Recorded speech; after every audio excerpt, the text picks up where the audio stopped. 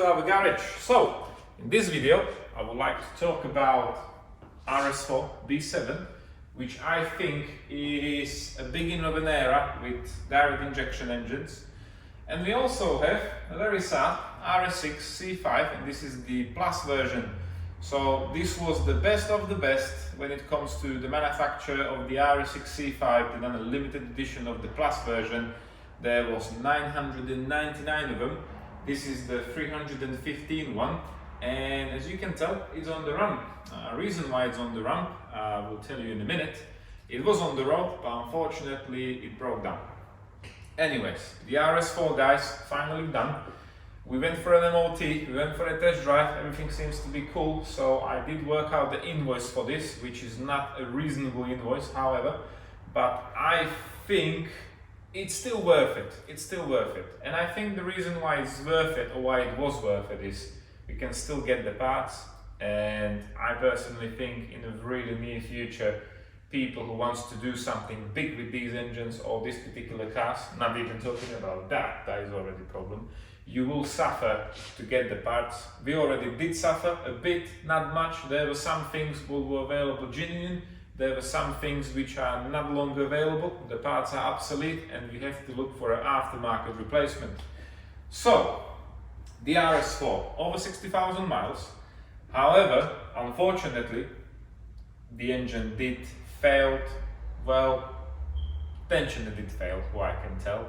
And the whole car looks to me pretty much clean. There are a few bits and bobs, like from underneath of the car, typical if you're not cleaning them after every winter or run where you have salty roads and so on and so on. Unfortunately, there will be a bit of a corrosion in the spots underneath the plastic heat shield covers and so on and so on. The biggest thing what's actually suffering when you're not taking care of your vehicle, like removing the wheels, the under trays and so on these models, is the DRC system. So the pipes are holding quite loads of pressure, and as soon as the clamp which is holding the flexi hose will become rusty, there is a big chance it might explode, might let go, you will lose the pressure, which means you have to replace the hoses, which are quite expensive. I'm not saying the shock absorbers don't have problems, of course they can leak, which you will have to replace them eventually, or you will get rid of the DRC, you can get some Bilstein or whatever aftermarket replacement with normal shocks and springs. But then, to me, it's losing a bit of a characteristic of an RS4 B7. Well, this particular one is sort of done, it's sort of sorted from the point of engine-wise. It will still need required suspension arms, which we did advise the owner it need doing, but however, because the bill is quite big, there was no space to actually get it done. It did pass the MOT as it is, and obviously in the near future I think the owner will get the arms done, but he has to breathe a lot at the moment because, as I said, the bill is quite huge for the engine repairs. So, as you've seen in the video, unfortunately one of the tensioners failed on bank one cylinder head, which is the driver's side, which leads to a chain will jump over the camshaft adjuster, which unfortunately end up with slightly bent valves. So I've got a list of parts would be replaced, what you've seen on the video as well. And I think what I can see, the most expensive were the cylinder heads, which we actually end up with completely new intake valves. Also, the heads were fully done, new guides, dumbbell seals, the valves were brushed in, the heads were pressure tested, they were skinned, and two heads comes to over £1,400 for a pair, which is like quite a lot still. And then the most expensive thing after the cylinder heads, I believe, was the hydraulic engine mount in the front. Genuine one is £446 including VAT. Then I believe PCV vent hose, which was broken, was £330. After that, water pump and thermostat, the whole housing, was £320. The PCV valve was almost 200 quid. And that is not including 4 timing chains, all the tensioners, brackets, rear crankshaft seal, the check valves, in the valley. We changed the volley pan gasket. We also replaced all the gaskets for the cooling system, oil system, whatever was coming off was replaced. And that's before we get to the exhaust very soon, which was not in the best condition, unfortunately. So we did replace the flexi pipes, so they were cut and re-weld. We also replaced the studs, which were completely rusty, which I believe was just a matter of time till the exhaust will actually fell off. So that was done. We put all new gaskets from the cylinder heads and between the manifolds for the exhaust. That was replaced. We also did replace the 2 recoil springs, which was actually like MOT failure, which I didn't saw. I put a picture on Instagram actually, and somebody put a comment there like, the car looks a bit too low. And I was like, you know what, it does look a bit low. So I was checking, I was comparing left and right rear, and the driver's side rear was like low, but the passenger rear was like very low. I didn't even manage to put my hand in between the wheel arch and the wheel. So once we lifted on the ramp before the MOT, unfortunately the recoil spring was broken and the other one was like nearly broken. There was inefficient rust, so we replaced both of them because it requires subframe removal. What else we've got there? Water pump, oh yeah, injector repair kit, exhaust clamps, of course, cylinder head gasket, cylinder head bolts, and all these small bits. So we put, well, only 40 hours of labor, which I think for the amount of job is reasonable. So totally we did manage to push the bill to £9,015, which is not the lowest, I know, but material is absolutely killing it. The only thing what we were not able to get genuine were the recoil springs. I think they were obsolete. And we also didn't manage to get one timing chain, which we get a February replacement. So that was all sorted, but other than that, it was sort of cool. The B7 is not in an age when you're suffering that much like the RS6 C5, not even mentioning the B5 RS4. That is completely mad. You can't get absolutely anything for these sort of vehicles anymore. But RS4, I did drive it, I did enjoy it. It's a very lovely little car with a V8. I would prefer it in a saloon because Audi, as you probably know, they're doing only advance from a certain time. And the B7 was the only one in RS4 which was built as a saloon, so I do like the saloon more than the estate for this reason. It had a bit of a bad boy look as well, and it's a very small Avant, so if you have like a family with kids, you're sort of cool, but when you have friends, like adults, which want to sit in the back seats, there's not loads of space unfortunately, and the boot is not big enough as well to put too many things in there. However, for 2 people, I did actually enjoy driving it. The V8 sounds absolutely amazing. You have the magical button on the steering wheel, the S, which should change the response from the throttle pedal, which I believe I didn't spot too much of a difference, but also it should open the rear exhaust flaps, which it didn't on this one. I think they seized that or something is not working properly, but I didn't hear any difference with the S or without the S. The V8, I think this particular engine is really nice sounding engine. The response on the throttle, the Newton meters from lower RPM with the manual gearbox is really good combined together. And especially if you have it as a weekend car, you have much better control with the manual gearbox, like in which gear you are, what RPM and so on, than with the auto gearbox. I can't complain with the B8.5 RS4s. I sort of did enjoy it with the DSG boxes, but that's like completely different setup. Even if it's 18 years old, I didn't really felt it's like really old car. It sort of does have the characteristic of a new cars. The cornering is good, especially with the DRC when it's working, and it's not that bad in slower corners. I know the engine is quite heavy and it's basically before the front suspension or the front subframe, which means the balance of the car is not ideal, but I didn't feel too much understeer with it. Of course, if you probably go on the limit, you can't really compare with the M3s when the weight balance is much better. But still, I did enjoy it. The MPG wasn't that bad. I managed to do like 17 MPG when I drove the car a bit quicker in a normal method. So I've done probably like 60-70 miles, and the car didn't miss a bit. I did enjoy it fully. We came back, we checked everything, there's no leaks. So from that perspective, I think the RS4 can go back to his owner, which I will contact him. I will tell him the sort of good news that the car is ready. But what we can't say about the RS6, which I drove the same weekend, it didn't came back. It came back on the recovery. So RS6, let's move to the vehicle. I'll tell you a bit of a story, and I'll put a bit of a footage in what condition it came to us and what was done to it. We were standing in front of a very sad RS6 Plus C5. This particular car done, I believe, 130,000 miles, which is the average mileage for the age of the vehicle. However, as you can probably tell, there's no front end, which is next to me on the table. Reason for that is we done quite loads of work on this vehicle, and quite loads of money went into this vehicle, and it ended up like this.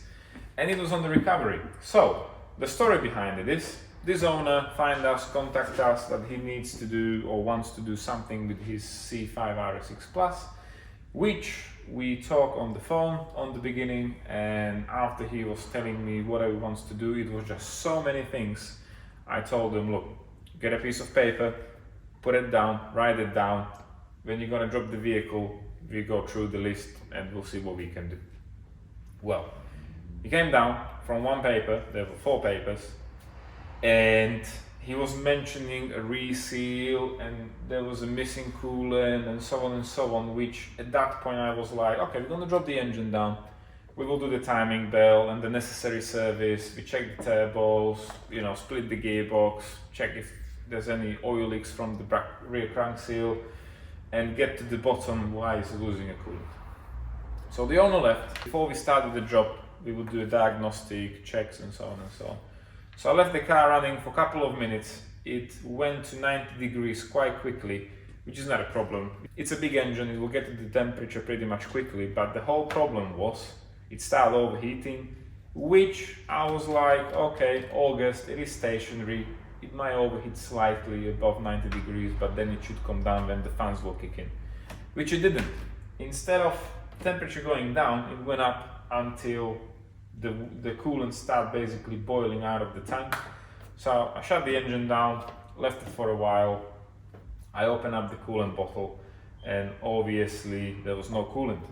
So after it was sort of cooled down, I added some coolant into the tank, and I left it open. As soon as I started up, it started pressurizing the whole coolant system. So obviously the head gasket somewhere was missing a bit, and all the pressure from the combustion chamber was not held where it should be, but instead of that it went into the coolant system, which it was a big volcano over there, too much coolant everywhere, bubbles. So I contacted the owner of the vehicle and I told them bad news even before we took the engine out, that by my opinion I think something's wrong with the head gaskets, and when the engine is out I will take them off, see what's going on, check the heads, take them to the machine shop, do the necessary stuff. So we agreed, the engine was coming out and so on, but this was a disaster job for one reason. Everything what was coming off was in really sad condition, and I mean in sad condition.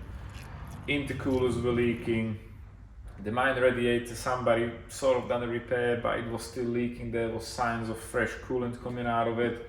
There were rusty pipes, the turbos were leaking, there was loads of play in the turbos, and long list, very long list.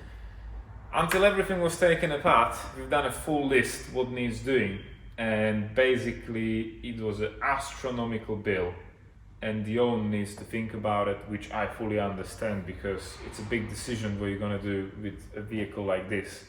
On the end of the day, it is an RS6 Plus, which was a limited edition, 999 of them, and this is the 315 one.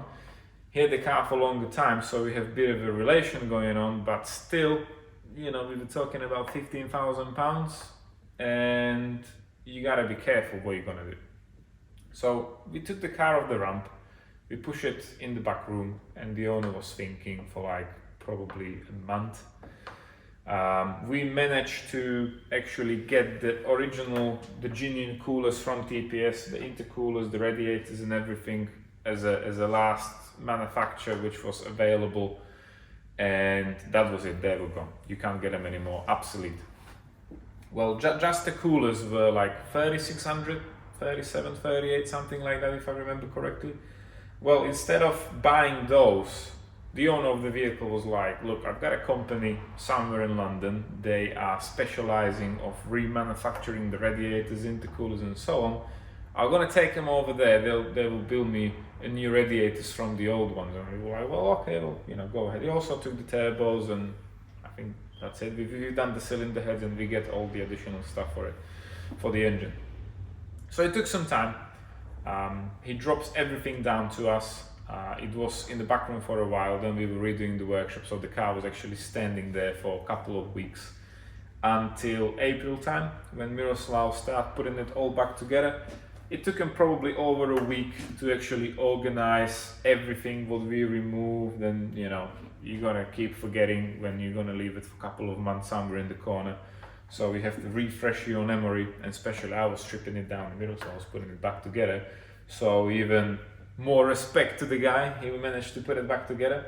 So it took him over a week to actually build up the engine, put the turbos on, connect all the pipings, vacuum, pressure pipes and so on and so on. He put it back into the car, started up for the first time. The engine was running sort of cool. We kept it running, of course, check all the temperatures, everything was cool. We bleed the coolant system, check all the levels, and after a while, because we couldn't kept the car running when it was delivered because of the overheating issue, we started getting fault codes with lambda sensors, which we didn't need, with EGTs, which is for the exhaust gas temperatures. That's like a safe feature. If the exhaust gases are really hot, the car will go in limp mode to protect the turbos and all the other components. So the EGTs were showing after a while over 1,000 degrees, so that was a faulty information. So all that was pretty much sorted. There was a problem with the DRC, unfortunately. Again, it's an older car, the flexi pipes are a bit old and so on and so on, and the driver's side front basically exploded, so we replaced a pipe for a reasonable 460 pounds, I believe it was. It was a genuine DRC pipe for the shock, but it was like resale from somewhere because they're obsolete again. So we replaced the pipe. However, we have to fill up the DRC. Well, who we will use in West Midlands? So we call up several companies because we don't have the machine. Just to let you know, the machine is like almost 4,000 pounds to get, which is not actually that much worth it for us because we don't do the service on a daily basis. So Miroslav rang up Wolverhampton Audi. They were like, yeah, cool, we know what you want from us, refill the DRC, blah, blah, blah, drop the car down, we'll sort it out for you. So drop the car down. They give us a call in the afternoon, like, you gotta pick up your vehicle, we can't do it. When we asked why, they were like, oh, we don't have the machine for it. So brilliant. So we have to go and pick up the car from Wolverhampton Audi. They told us there's another dealership somewhere far, far away who have this DRC machine. So we get the car over there, fill up the DRC, and then Miroslav drove it back. However, when he drove the car back to the garage, he did mention the coolant temperature was holding 90, but when he was stationary, it went above 90 and then it get back and it was sort of moving about 90, which is really strange because everything is new. Got new water pump, new thermostat, all the pipings were sorted out, new coolers, everything was sorted out. So there was actually no reason why the car should overheat or why the temperature should move above 90. I know from the B5 S4, my own one, when I drove the car hard and I come to a sudden stop, basically the water pump all of a sudden is not circulating as much water or coolant as it should. So I did notice even on my B5 S4, which is very similar, engine sort of, that the temperature can go above 90, and then when the fans will kick in and everything, it should go back to 90. So I took the car for a spin for a reason to film some footage from the drone and so on and so on and so on. And I did notice even when I was driving in normal method in D, the temperature was moving about at 90, up and down, up and down. And I was like, it is strange, shouldn't do that. So when I drove it in S, so the RPM was much higher, it didn't actually like overheat because the coolant pump or the water pump was circulating enough coolant in the system to keep it in a good temperature as it should be. However, as soon as I went from high RPM to a sudden stop, it went even to like 100 degrees, which was like, okay, that's not cool. So we decide, after we've done some footage, that we'll go back to the garage, we'll try to diagnose the problem, why the car is actually overheating. So on the way back to the garage, we didn't went far, we went like 25-30 miles. And on the way back, the temperature went from 90 to 100 degrees in a couple of seconds, and I heard the pop sound. So straight away, coolant sign came on. Luckily there was a pub. Also there was some kind of a car meet, some old veteran cars, and I don't know what, so I pull over. And the guy was like, you coming for the show? I was like, nah, he broke down, mate. So unfortunately, opened the bonnet, there was quite loads of steam coming from this side of engine bay. So I knew straight away, probably one of the pipes popped or something happened. I checked the reservoir, it seems to be empty. Also the cluster was saying me, stop, add coolant, check coolant, and so on and so on. So shut the engine down and I left it. I left it for a couple of minutes until I was brave enough to actually open up the cap. When I done so, there was absolutely nothing there. It was completely empty, and the whole side of the car, from the wheel to the back, you see pink stuff, which is actually the coolant. So I left it cool down even more. I went into the pub, they gave me like hot water because I didn't want to put cold water into the system, it might cause more damage. So I put hot water into the coolant reservoir and I hear it leaking out from somewhere over here. So that was the point when I was like, well, I can't continue driving this because I'm going to do more damage, especially to an engine which was done like not long time ago and loads of things were done to it. So instead of that color recovery, we waited there for like an hour. We loaded the car on the truck, get to the garage, straight on the ramp. I took basically the under tray off around the wheels and stuff, and straight away I saw a pipe which actually popped out. The reason why it popped out, it was from the new cooler which the owner actually brought us, and the pipe from the cooler was the clip on the hose is not oversized enough, and it managed to come off even with the Juby clip on. So reason why it came off, of course, if you have higher temperature, you have higher pressure, and wherever is the weakest point, that will let go. So that's why it popped. So we put it back in and we start up the engine, we were checking some stuff and so on and so on. And what we actually did find out is that the new radiator is probably not built as it should be, or is not done as the old one was. I have to say, shit's happening, of course. I'm not blaming the company that done the radiators, because on the end of the day it's quite complicated and big radiator. It's also a radiator for an automatic gearbox at the same time, so the gearbox oil is going through it, so it's cooling down the gearbox oil. And how the coolant system is done in the RS6, you have a coolant hose coming from the engine, from the top of the engine, it should go to the radiator, and it's going back from the bottom of the radiator. However, that radiator should be split in the middle, so the coolant can't just say like, okay, because I'm a lovely coolant, I'll go all the way around to cover the whole big radiator to actually cool down.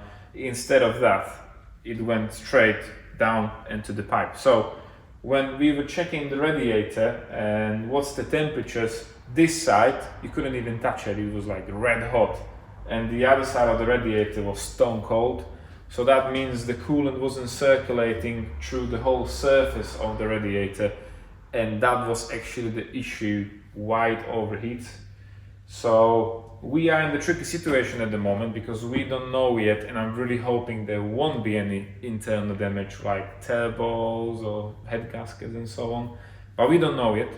So far, what we know is that the radiator was actually sent to the company. They accepted it like under warranty, but we don't know the outcome yet when it's going to get back, because the only way how to find out is put it all back together again, bleed the system, make it run, and be doing checks. So that's the situation with this old dinosaur. I must say the car's here for a couple of months, and it's one of the worst jobs because it's taking so much time and it's stuck on the ramp for like endlessly ever.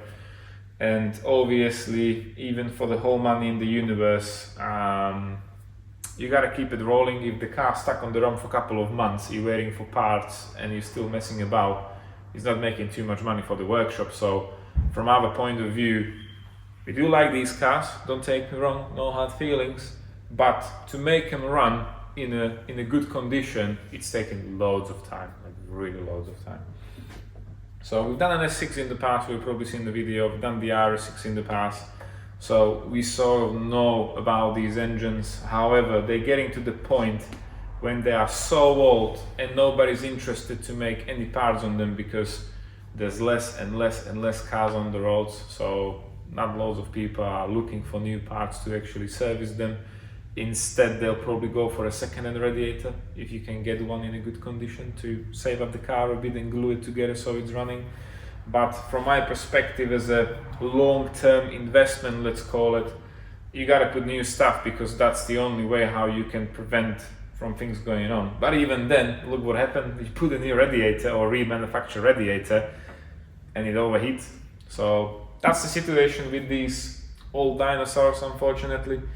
But I'm really hoping in the next video with this RS6 we will manage to put it back together. It will be running as it should, and we're probably going to go for one more drive, a longer drive, before the customer can actually collect it. So far it was too much money and way too much time, but we will continue with it, so it's all done. So that was the video, guys, with the RS4, what we've done, and the RS6, what we didn't finish yet. I'm really hoping it wasn't a really boring video, and I'm probably gonna see you in the next videos, what we've got ready for you. We still got loads of interesting cars. We have a SQ5 diesel here, we have the B8.5 RS4, we have RS6 here, there's RS3s, S, too many cars. So something was maybe worth waiting for. But thanks for watching for now, and we'll see you in the next video. Take care.